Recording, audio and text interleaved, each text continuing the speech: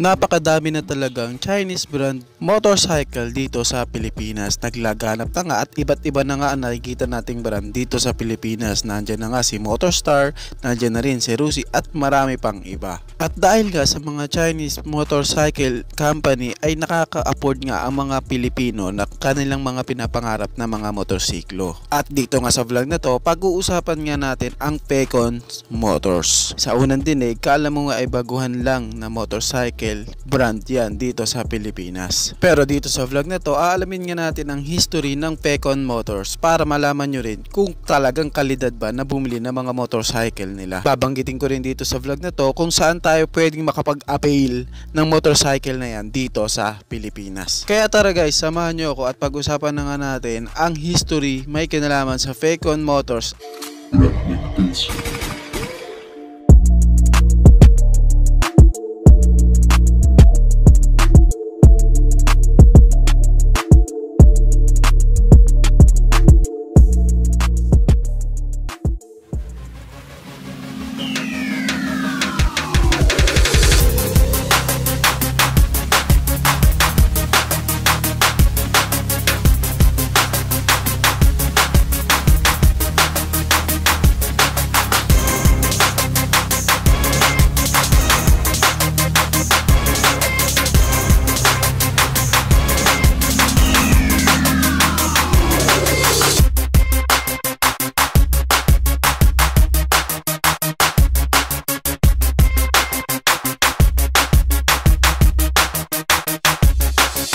Noong December 13, 2021 nga ay inilunsad na ni Pecon Motorcycle Philippines dito ang motorsiklo nga na Mini Scrambler 150. At kung ikaw nga ay nag-aalangan sa Pecon Motors dahil nga hindi pa kilala ito na brand dito sa Pilipinas, hayaan mong ipakilala ko sa iyo ang brand na ito at alamin ang history nito para masatisfied ka kung balak mong kumuha ng motorsiklo nila. Ang Pecon Motors ay isang new brand na motorcycle dito sa Pilipinas at originated ito sa bansang China. Ang Pecon Motors ay isa sa pinakamabilis na nag-grow na company sa China dahil nga sa ganda ng mga motorsiklo nila at kilala na nga ang brand na Pecon Motors dahil kalat na nga ang mga unit nito sa Spain at Germany. At sa buong China nga, pang-apat nga sila sa isang pinakamalaking motorcycle industry sa China na nagpo-produce ng 500,000 units kada taon. At isa pa sa maganda dito kay Pecon Motors ay ang kanilang designer dahil ang designer ng Pecon Motors ay si MB Agusta. Kaya talagang makakasigurado tayo na pagdating sa looks ng mga motorcycle ni Pecon ay makakaasa tayong hindi basta-basta ito. Konting kaalaman guys no, ang Pecon Motors ay nag-umpisang pumasok sa industry ng motorcycle noong 2005. Malamang sa malamang na masasabi mo na baguhan pa lang pala yan at hindi makakasabay sa iba't ibang brand na sa panahon natin sa ngayon ay kilalang kilala at naglalakihan na.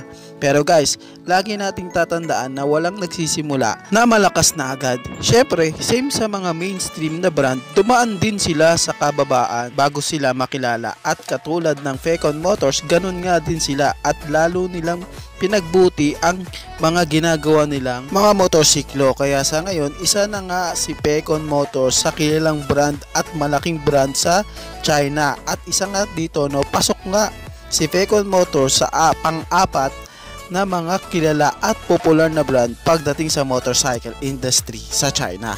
Ngayon ang tanong guys no, paano nga ba nila nagawa na umangat at makilala agad ng Pecon Motors?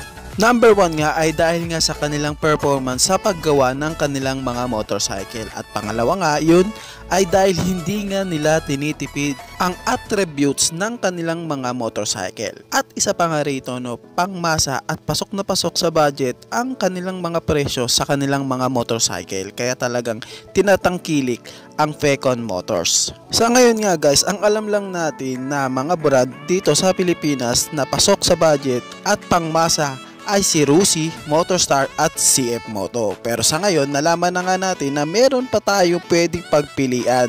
At isa na nga ito, si Fecon Motors. At si Fecon Motors nga guys ay kalat na dito sa Pilipinas at marami na din silang nailabas na mga motorcycle dito sa Pilipinas. At katulad nga nitong ating pag-uusapan ngayon, si Mini Scrambler 150 ay tsak na marami nga pong magtatangkilik ng motorsiklo na ito. So ngayon guys, pag-usapan na nga natin ang motorsiklo na ito, ang Mini Scrambler 150 ng Fecon Motors. Pag-usapan natin at alamin natin ang kanyang specification at ang presyo niya dito sa Pilipinas. At syempre guys, babanggitin ko rin po dito sa vlog na to kung saan tayo pwede mag-avail ng mga motosiklo ni Fecon, no? Kung saan may mga branch na si Fecon dito sa Pilipinas. So babanggitin ko rin kung saan mga lugar pwede tayong makapag-avail ng mga motosiklo ni Fecon. Number 1 nga guys na pag-usapan natin ay yung kanyang engine type. Ang engine type nga ng motosiklo nito ay naka single cylinder with a 2 valve with 4-stroke and air-cooled, with a displacement at 150cc. Ang motorcycle na to ay meron siyang maximum power na 12.7 HP at 7,500 RPM at meron naman siyang maximum torque na 12.3 Nm of torque at 5,500 RPM. Wala po siyang kickstart guys, no. Electric only lamang po. Electric starter lamang po siya. Wala siyang kickstart. At ang kanya namang transmission ay manual na hanggang 5 speed. Meron siyang telescopic upside down sa kanyang suspension sa front at sa kanya namang likuran na suspension ay naka monoshock. Ang kanya namang preno guys sa unahan ay naka 190mm single disc CBS single channel. Kita mo? Pati ba naman sa brake niya naka CBS na. Hindi siya naka ABS guys, pero naka CBS na. Same nga rin doon sa RFI 175 ni Rusino na naka CBS na. Kaya isa ito sa magandang features ng motorsiklo nito. Kumbaga ang kanyang brake ay meron nang safety features at sa kanya namang likuran ay naka 220mm single disc. Meron siyang sukat na gulong sa kanyang unahan na 120/70/12 at sa kanya naman likuran ay 130/70/12. Kaya guys, maaasahan natin na mababa lang ang motorsiklo na ito. At ang kanyang wheel type guys is naka-alloy rims na. Ito pa ang isa sa nagustuhan kong features ng motorsiklo nito, yung kanyang fuel system. Halata talagang hindi ni Fecon Motors ang motorsiklo nito dahil ang kanyang fuel system guys is naka-fuel injection na po siya. Hindi po siya naka-carb type. Naka-FI na ang motorsiklo na ito. At pero naman siyang fuel tank capacity na 8 liters. Ngayon, kung tatanungin mo naman kung magkano ang presyo na ito, nagkakahalaga po ang presyo ng motorsiklo nito na Mini Scrambler 150 ng Fecon Motors na 80,000 pesos. Ngayon, kung tatanungin mo naman kung lalabas ba yung motorsiklo na yan dito sa ating bansa, yes guys, actually naandito na ang motorsiklo na yan sa Pilipinas. Available nga ang mga motorsiklo ni Fecon sa Muntinlupa, meron silang outlet dyan at meron din silang iba't ibang outlet sa Las Piñas, sa Fairview, Santa Rosa at meron din pong Fecon Tarlac, meron din sa San Fernando, sa Batangas at sa Baliwag. Correct me if I'm wrong na lang guys, no, kasi I think parang sa Luzon pa lang available si Fecon Motors kasi meron pa lang silang mga outlet dito sa Luzon. Overall guys, na masasabi ko talaga sa mga motorsiklo ni Fecon ay talagang kalidad ito dahil nga katuwang din nila si MV Agusta pagdating naman sa kanilang mga designer. Ngayon guys, dito ko na lang muna siguro tatapusin ang vlog na to at nagpapasalamat ako sa mga sumusuporta kay Kaboy Motovlog at dito sa mga nanood sa video na ito. So humihingi po ako ng isang likes para sa video na ito at i-share nyo na rin para malaman na rin ng ilang mga ka-rider natin. So guys, don't forget to subscribe my YouTube channel and like this video and share. So dito ko na lang po tapusin itong vlog na to. Maraming salamat. Ichi Boy. Thank you!